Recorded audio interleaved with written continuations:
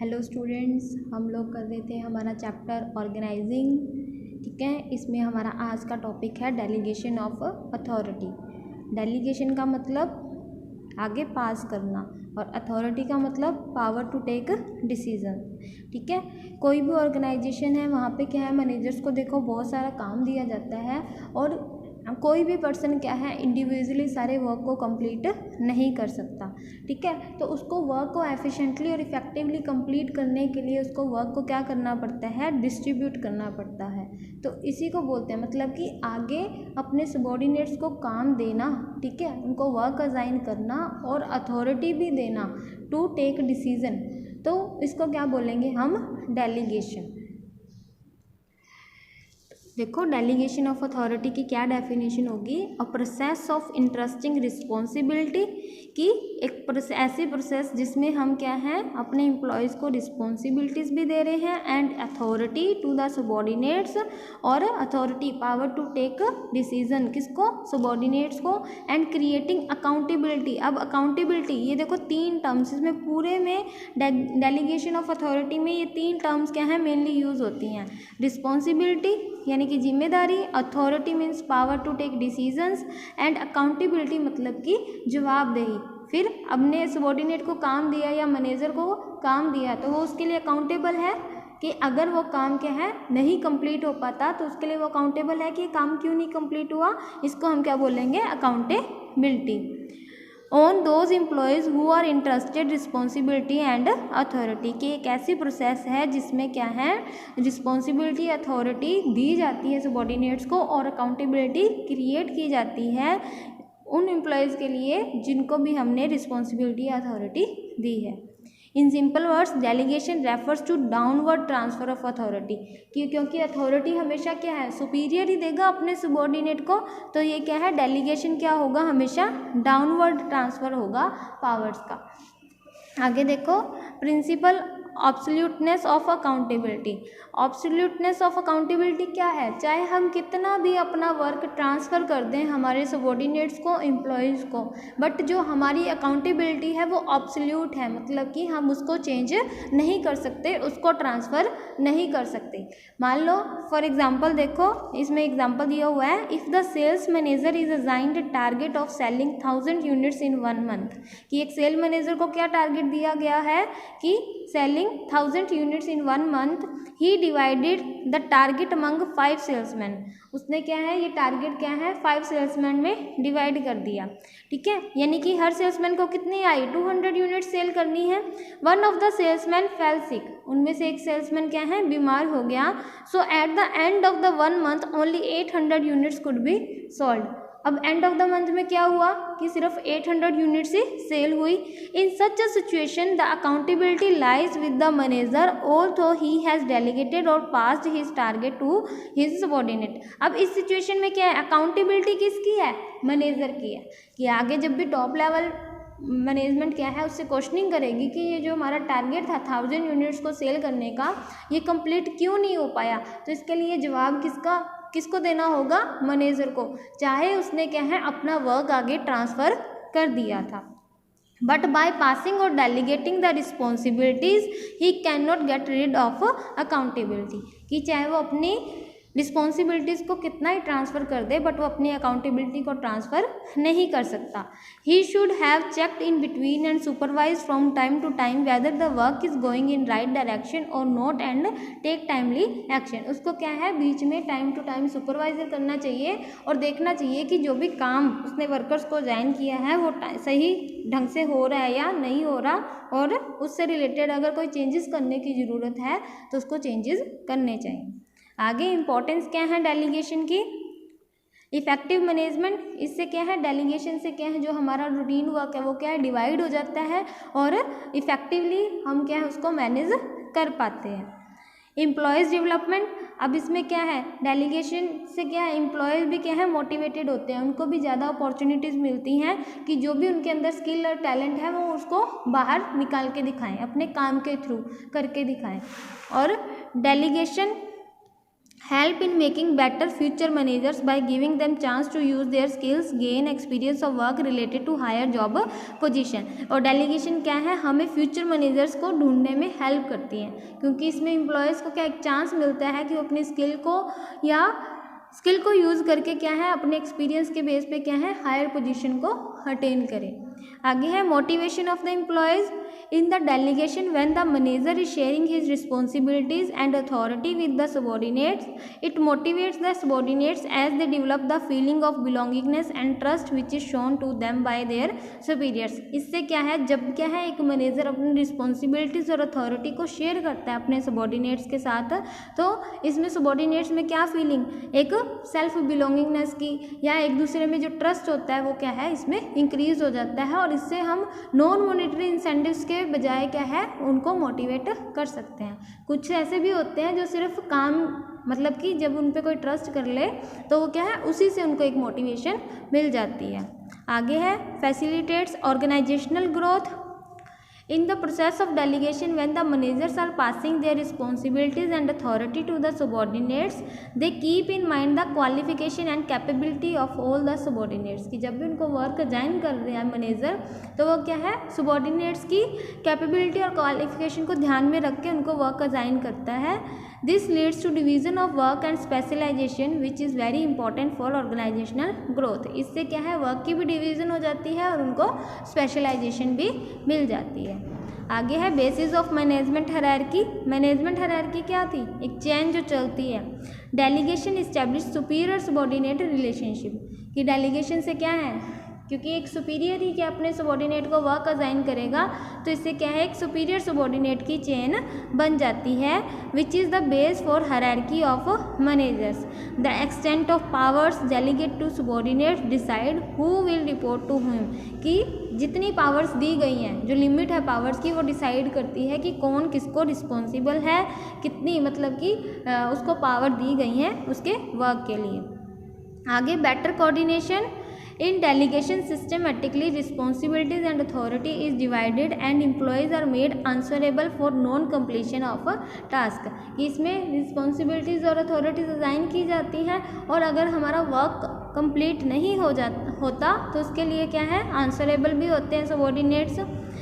This systematic division of work gives clear picture of work to everyone and there is no duplication of work। इससे क्या है ये systematically जो division of work करते हैं तो हर एक को पता है कि मुझे क्या काम करना है, कोई भी क्या है डुप्लीकेशन ऑफ वर्क इसमें नहीं होता। और इससे क्या है एक दूसरे में रिपोर्टिंग रिलेशनशिप में क्या आता है कोऑर्डिनेशन भी इस्टेब्लिश होता है। Reduces the workload of manager. अब मैनेजर क्या है अकेला तो सारा काम कर नहीं सकता, तो उसका जो वो वर्क है वो क्या है अपने सबॉर्डिनेट्स में डिवाइड कर देता है जिससे कि उसका वर्कलोड क्या हो जाता है कम हो जाता है। Basis of superior subordinate relationship. ये डेलीगेशन प्रोसेस में क्या है दो पार्टीज इन्वॉल्व होती हैं, एक सुपीरियर है एक सबॉर्डिनेट है, एक काम को देने वाला है एक काम को लेने वाला है। तो if the superiors share or pass their responsibilities and authorities to the subordinates, it indicates good relationship between the superior and the subordinate because superior will transfer their responsibility and authority to their subordinates only when they have trust in them। कि कोई भी superior क्या है अपने subordinate को तभी work assign करेगा जब वो क्या है अपने सबॉर्डिनेट्स पे ट्रस्ट करता है। तो इससे क्या है सुपीरियर सबॉर्डिनेट रिलेशनशिप इस्टेब्लिश होते हैं। तो ये थे इम्पोर्टेंस ऑफ डेलीगेशन। आगे देखो एलिमेंट्स ऑफ डेलीगेशन या प्रोसेस ऑफ डेलीगेशन क्या है। सबसे पहले हम क्या है शेयरिंग ऑफ रिस्पॉन्सिबिलिटीज़। रिस्पॉन्सिबिलिटी यानी कि वर्क को ट्रांसफ़र करना, वर्क देना अपने एम्प्लॉयज़ को। Second sharing authority. अब अगर हमने कुछ वर्क दिया है तो हम उसको क्या है कुछ अथॉरिटी भी देंगे ताकि वो अपने वर्क को कंप्लीट कर सके। अथॉरिटी का मतलब पावर टू टेक डिसीजन। और थर्ड क्रिएशन ऑफ अकाउंटेबिलिटी। जब हमने क्या है अपने सबॉर्डिनेट्स को रिस्पॉन्सिबिलिटी और अथॉरिटी दी है तो अकाउंटेबिलिटी अपने आप क्रिएट हो जाती है। सबसे पहले देखो responsibility. Responsibility means the work assign to an individual it includes all the physical and mental activities to be perform by employees at a particular job position, कि इसमें चाहे वो फिजिकल हो चाहे मेंटल एक्टिविटीज़ हो, सब इंक्लूड होती हैं जो क्या है एक एम्प्लॉय को परफॉर्म करनी पड़ेगी। The process of delegation begins when manager passes on some of his responsibility to his subordinate, कि डेलीगेशन की प्रोसेस क्या है तभी शुरू हो जाती है जब कोई मैनेजर क्या है कोई काम अपने सबॉर्डिनेट को ट्रांसफ़र करता है। आगे फीचर्स क्या है, responsibility is the obligation of a subordinate to properly perform the assigned duty, कि रिस्पॉन्सिबिलिटी क्या है एक सबॉर्डिनेट की जिम्मेदारी है कि वो सही ढंग से क्या है जो भी उसको काम दिया गया है उसको परफॉर्म करे। It arises from superior subordinate relationship because subordinate is bound to perform the duty assigned by his superior. ये जो रिस्पॉन्सिबिलिटी है ये बनती भी कब है, सुपीरियर सबॉर्डिनेट रिलेशनशिप पे ही बनती है, क्योंकि जो सबॉर्डिनेट है वो क्या बाउंड होता है कि वो टास्क कंप्लीट करे जो भी उसके सुपीरियर ने उसको दिया है। Responsibility flows upward, responsibility upward चलती है, कैसे चलती है, क्योंकि subordinate always be responsible to his superior. अब वो सबॉर्डिनेट है वो किसको रिस्पॉन्सिबल होगा, हमेशा अपने सुपीरियर को रिस्पॉन्सिबल होगा। आगे है अथॉरिटी, अथॉरिटी कैसी होगी, डाउनवर्ड या अपवर्ड, अथॉरिटी कौन देगा, सुपीरियर देगा, किसको देगा, अपने सबॉर्डिनेट को देगा, तो ये क्या हुई, ये डाउनवर्ड हुई। रिस्पॉन्सिबिलिटी अपवर्ड, क्योंकि जो सबॉर्डिनेट है वो हमेशा रिस्पॉन्सिबल है सुपीरियर को, और अथॉरिटी हमेशा सबॉर्डिनेट को कौन देगा, सुपीरियर देगा, ठीक है, ये ऊपर से नीचे आएगी।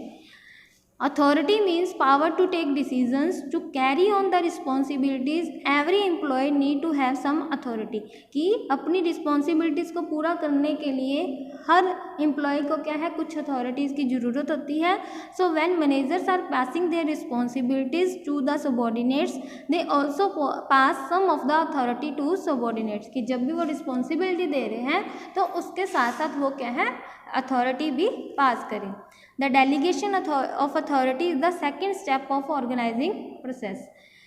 While sharing the authority managers keep in mind that the authority matching to the responsibility, कि जब भी एक मैनेजर अथॉरिटी डेलीगेट कर रहा है तब वो ये ध्यान में रखता है कि जो अथॉरिटी उसको दी जा रही है सबॉर्डिनेट को वो उसको जो रिस्पॉन्सिबिलिटी दी गई है उससे मैच होनी चाहिए।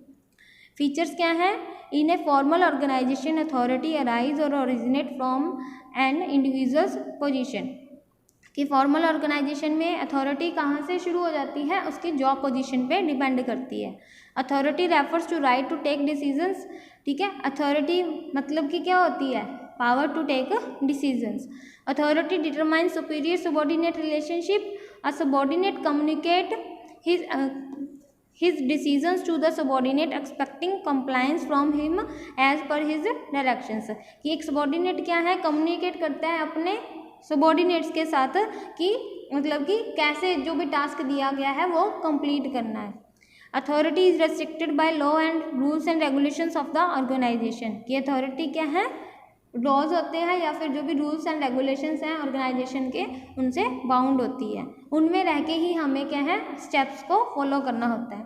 Authority arise from scalar chain, scalar chain में भी क्या था सुपीरियर सबॉर्डिनेट रिलेशनशिप बनता था, ये पता चलता था कि कौन किसको रिपोर्ट करेगा। Authorities flows downward from superior to subordinate, authority must be equal to responsibility, कि जो भी हम काम दे रहे हैं रिस्पॉन्सिबिलिटी दे रहे हैं तो अथॉरिटी भी उसको मैच करनी चाहिए। ऐसा नहीं हम काम तो कुछ और दे रहे हैं बट उसको अथॉरिटी किसी और टास्क से रिलेटेड मिल रही है, तो इस केस में क्या है ना तो वो अपनी रिस्पॉन्सिबिलिटी वो इस केस में क्या होगा वो अपनी रिस्पॉन्सिबिलिटी को कंप्लीट नहीं कर पाएगा। आगे है अकाउंटेबिलिटी, अकाउंटेबिलिटी क्या होगी अपवर्ड या डाउनवर्ड, अकाउंटेबिलिटी भी होगी अपवर्ड, क्योंकि इसमें क्या है हमेशा सबॉर्डिनेट अकाउंटेबल रहता है अपने सुपीरियर को।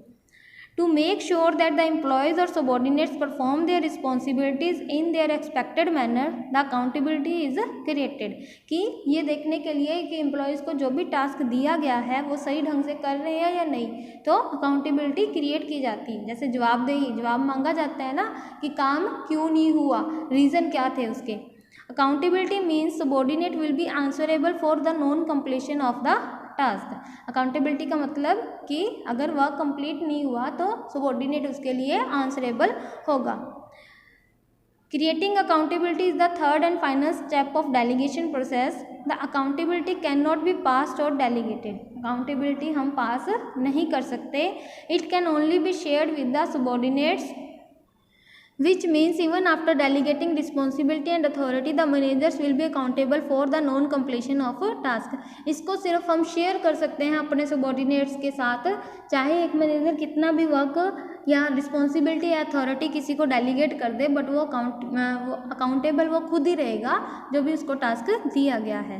वही जैसे हमने लास्ट एग्जांपल रीड किया था कि एक मैनेजर को क्या टास्क दिया गया, 1000 यूनिट सेल करने का एक मंथ में, तो उसने आगे 5 सेल्समैन को ये ड्यूटी दे दी, बट उनमें से एक बीमार हो गया और एट द एंड क्या सिर्फ 800 यूनिट्स ही सेल हो पाई। तो इसके लिए वो क्या है, टास्क कंप्लीट नहीं हुआ, तो मैनेजर खुद रिस्पॉन्सिबल है मैनेजमेंट को कि ये टास्क कंप्लीट ना होने का रीज़न क्या है। आगे फीचर्स क्या अकाउंटेबिलिटी के, accountability refers to answerable for the final output, की आंसर देना जो भी फाइनल में हमें रिजल्ट मिला है। It can not be delegated और पास्ड, ये पास नहीं की जा सकती। It enforce through regular feedback on the extent of work accomplished, ये हमें क्या बताती है, रेगुलर फीडबैक लेने के बारे में बताती है कि हमें टाइम टू टाइम वर्क को चेकआउट करते रहना चाहिए। इट फ्लोज अपवर्ड, क्योंकि subordinate will be accountable to his superior, कि एक सबॉर्डिनेट ही अकाउंटेबल होगा हमेशा अपने सुपीरियर को। ठीक है, तो ये हमारा टॉपिक था डेलीगेशन, उसके बारे में हमने स्टडी किया है। तो आगे इसमें जो डिफरेंसेस दिए हों ये आप खुद रीड करना, और हमारा जो इसमें लास्ट टॉपिक बचा है सेंट्रलाइजेशन एंड डिसेंट्रलाइजेशन, उसके बारे में हम नेक्स्ट लेक्चर में स्टडी करेंगे।